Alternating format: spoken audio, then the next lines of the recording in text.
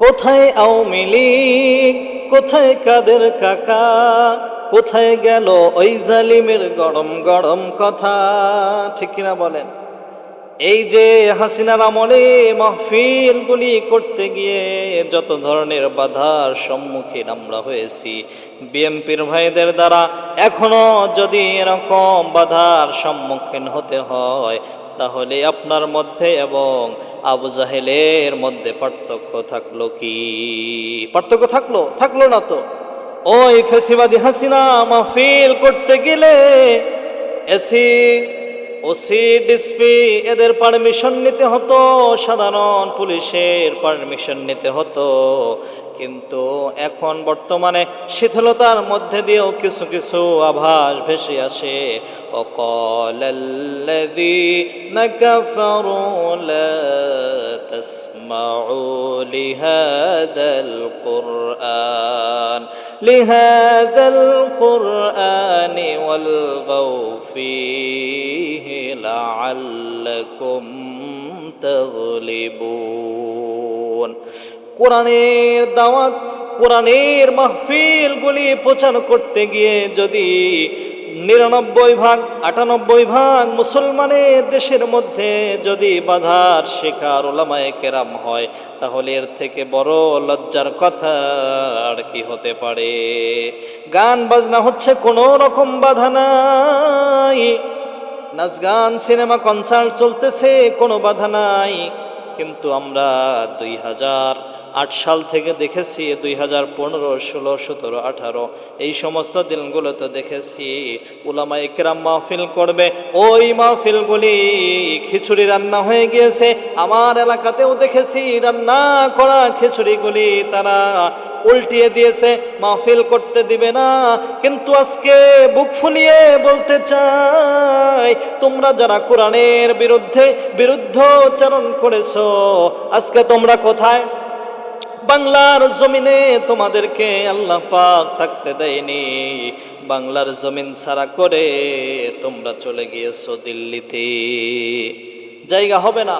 এ কোরআন বুকে রাখার কথা, কিন্তু তোমরা এই কোরআনটাকে তামসার পাত্র বানিয়েছিলে। এই জন্যই বলি, কোথায় আওয়ামী লীগ, কোথায় কাদের কাকু, কোথায় গেল তোমাদের ওই গরম গরম কথা? কোথায় গেল আওয়ামী লীগের গরম গরম কথা? খেলা হবে, খেলা হবে, আর তো কেউ বলে না, আর তো কেহ বলে না। বলার আর সুযোগ নাই। আল্লাহ পাক রব্বুল আলামিন বললেন, যখন আমি পাকড়াও করব, যখন আমি ধরার মতো ধরব, 1 বার 2 বার 3 বার আমি ছাড় দিব। প্রথম ইলেকশনে, দ্বিতীয় ইলেকশনে আমি ছাড় দিয়েছি, কিছুই বলি নাই। কিন্তু চতুর্থবার যখন তোমরা আলেমদের গায়ে হাত দিয়েছো, আলেমদের রক্ত যখন ঝরিয়েছো, ওলামায়ে কেরামদের রক্ত যখন ঝরিয়েছো, ওই সময় আমি আল্লাহ তাআলা আর চুপ থাকতে পারি নাই। ওই সমস্ত ছোট্ট ছোট্ট বাচ্চাদের দিয়ে আমি তোমাদেরকে বিতাড়িত করেছি। ফিরআউন, নমরুদ, হামান, কারুন, এই সমস্ত জালিমরা তারা বাংলার জমিনের মধ্যে ওত পেতেছিল। এখনো যারা বাংলার জমিনের মধ্যে কোরআনের মাহফিলকে, কোরআনের প্রচারকে, কোরআনী দাওয়াতকে যারা বন্ধ করতে চায়, তাদেরকেও আমরা সাবধান করে দিই, বিন্দু পরিমাণ এই কোরআন নিয়ে যদি তোমরা বাড়াবাড়ি করতে চাও, তাহলে জেনে রেখো ওই হাসিনার থেকেও খারাপ পরিণত হবে। হাসিনার থেকেও খারাপ, জঘন্য অবস্থায় অপমানিত, লাঞ্ছিত করে তোমাদের বাংলার জমিন ছাড়া হবে।